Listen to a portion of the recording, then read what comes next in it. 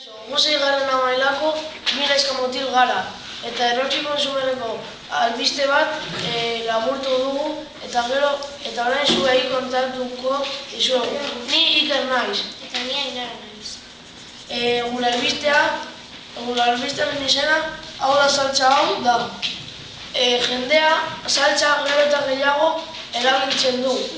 Platelei hau osoa ematen dio eta, baina problema handia da saltsa asko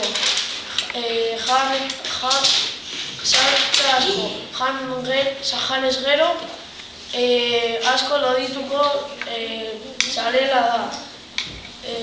Saltsak ere platelak apaintzeko erabiltzen dira. Adibidez, saltsa bat ketchupa da. Eta tomate frijituz egindako saltsa bat da. Saltsa hau 125 kaloria gehiago dauka bestean baino, baina ere E vitamina dauka. Saltsa banan. Saltsa elkarren alderatzen dira. Normala da jatorria batzuetan izatea. Mayonesa,